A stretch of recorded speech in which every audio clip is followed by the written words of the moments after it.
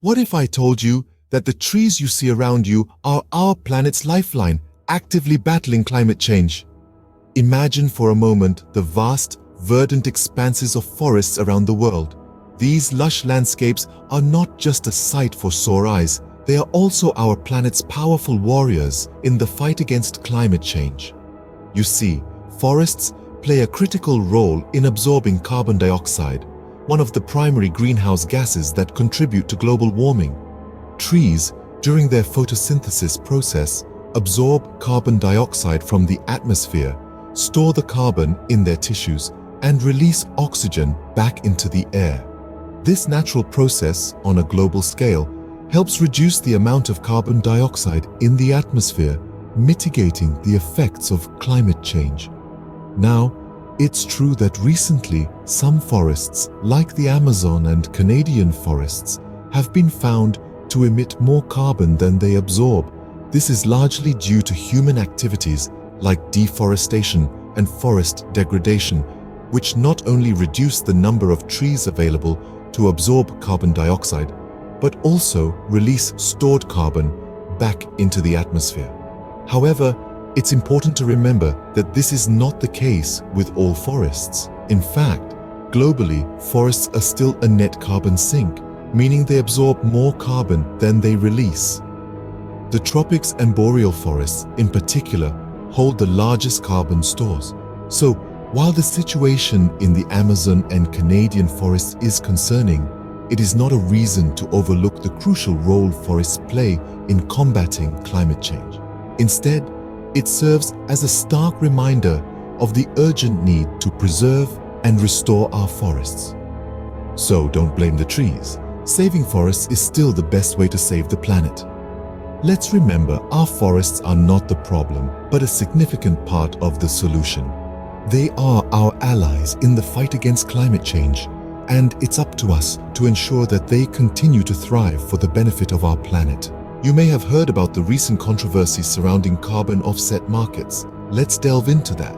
So, what are carbon offset markets? In simple terms, these are platforms where companies or individuals can purchase carbon credits from projects designed to reduce or remove greenhouse gas emissions.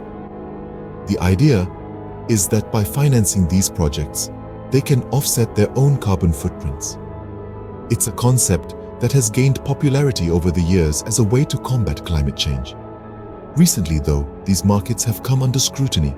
Some of the projects they fund, particularly those involving forests, have been falling short of their promises. Instead of providing the expected climate benefits, they have often led to an increase in carbon emissions. For example, recent studies have shown that certain forests, like those in the Amazon and Canada, are currently releasing more carbon than they're absorbing. Moreover, these markets have also been linked to community divisions. In some instances, carbon offset projects have led to conflicts over land and resources, exacerbating social inequalities and creating rifts within communities. These challenges have caused many to question the effectiveness of carbon offset markets. Critics argue that they allow companies to continue polluting under the guise of offsetting, while the projects they fund may not deliver the promised benefits. But amidst this controversy, it's important not to lose sight of the bigger picture. While carbon offset markets may have their flaws, the concept of offsetting emissions is not inherently flawed. The issues lie in the execution and regulation of these markets, not in the idea of offsetting itself. There's no doubt that we need to address these challenges. We need better oversight, stricter regulations, and more transparency in carbon offset markets. And we need to ensure that they don't detract from the more pressing need to reduce our emissions at source. The shortcomings of these markets should not deter us from recognizing the crucial role forests play in our climate. Forests remain our best bet in the fight against climate change, and we need to do everything we can to protect and restore them. If carbon offset markets are not the solution, then what is? The answer is simple: preserve and restore. Indeed, the concept of preservation and restoration is not new, but it has never been more critical. When we talk about preserving forests, we're talking about maintaining the existing intact forests just as they are. These untouched natural spaces represent some of the most effective carbon stores on our planet. The tropics and boreal forests, in particular, are veritable powerhouses when it comes to carbon storage. But why stop at preservation? Restoration is the other side of this green coin. This involves bringing back the forests that have been cleared or lost. Now, you might be thinking, how significant can the impact of regrowing forests really be? Well, buckle up, because the answer might surprise you. Regrowing forests have the potential to absorb a staggering amount of carbon from our atmosphere. Just imagine the difference we could make if we restored all the forests that have been cleared or lost over the years. The potential for carbon absorption in this scenario is simply too significant to ignore. However, it's not just about the carbon. Preserving and restoring forests also means safeguarding biodiversity, protecting endangered species, and maintaining the balance of our ecosystems. It's about recognizing that forests are not just clusters of trees, but intricate living networks teeming with life and complexity. So what do? We take action. We advocate for policies that protect our existing forests and create incentives for restoration. We put pressure on corporations and governments to prioritize these vital green spaces. We educate ourselves and others about the importance of forests, not just for their carbon-absorbing capabilities, but for their intrinsic value as complex, vibrant ecosystems. Protecting our existing forests and bringing back lost ones can make a world of difference. Indeed, if we want to effectively combat climate change and safeguard our planet for future generations, preserving and restoring our forests is not just an option, it's an absolute necessity. But how can we finance such a massive task of forest protection and restoration, you may ask? Well, let's delve into that. The funding for forest protection and restoration can come from a blend of different sources, each playing a distinct role in the grand scheme of things. One of these sources is public funding. Governments around the world can allocate funds from their budgets towards the preservation and rejuvenation of forests. This not only aids in combating climate change, but also supports biodiversity, maintaining the delicate balance of our ecosystems. In addition to public funding, large-scale carbon finance agreements can play a crucial role. These are arrangements where countries or corporations financially compensate other nations to reduce their greenhouse gas emissions. In the context of forests, these funds can be used to prevent deforestation and promote reforestation, thus reducing carbon emissions and absorbing more carbon from the atmosphere. But what about countries that are home to vast forests and are grappling with economic challenges? Well, there's a potential solution for that too. Take Brazil, for instance. The country is considering implementing a domestic carbon cap and trade system. This system would set a limit on carbon emissions and allow companies that emit less than their quota to sell their leftover allowances to companies that exceed theirs.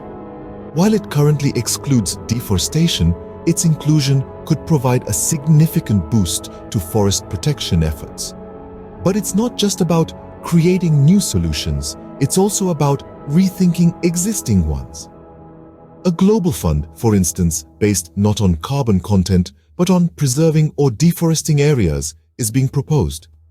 This approach could ensure a more equitable distribution of funds, supporting forest-rich countries that often bear the brunt of climate change impacts. Through these combined efforts, the monumental task of protecting and restoring our forests becomes more achievable. It's a collaborative effort requiring the participation of governments, businesses, and individuals alike. Because at the end of the day, our forests are not just carbon sinks, they are vital ecosystems that support a wealth of biodiversity and are intrinsically linked to human cultures and livelihoods. Innovative financing solutions can ensure our forests continue to thrive.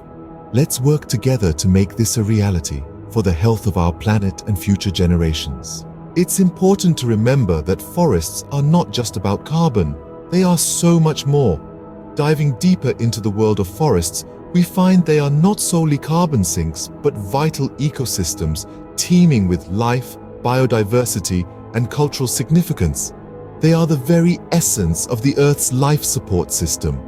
Each tree, each leaf, each creature, all interconnected in a symphony of life, contributing to a grander whole. Forests are the cradle of biodiversity, hosting more than half of the world's terrestrial species. They provide habitats for a myriad of creatures, from the majestic Bengal tigers of India to the tiny yet industrious leafcutter ants of the Amazon. Each organism, no matter how small, plays a crucial role in maintaining the health and balance of these ecosystems. Not only are forests home to an incredible array of wildlife, but they also play a pivotal role in our human cultures. For countless generations, forests have been the heart of numerous indigenous and local communities, providing sustenance, shelter, and spiritual connection. They are places of learning, where ancient knowledge is passed down from generation to generation. Forests are the canvas upon which these communities leave their mark, shaping their identities, traditions, and ways of life. Forests also act as natural water filters, purifying the water we drink. They help to regulate the Earth's water cycle, ensuring that rivers continue to flow and rainfall is distributed evenly across the planet. The roots of trees hold the soil together, preventing erosion and maintaining the fertility of the land. These are benefits we often take for granted, but without them, life as we know it would cease to exist. So, when we talk about saving our forests, we're not just talking about reducing carbon emissions or offsetting our carbon footprints. We're talking about preserving the biodiversity that makes our planet so wonderfully diverse. We're talking about respecting and protecting the cultural heritage of communities who have lived in harmony with these forests for centuries. We're talking about ensuring the health of our planet for future generations. Saving the forests is not just about climate change. It's about preserving the very essence of life on Earth.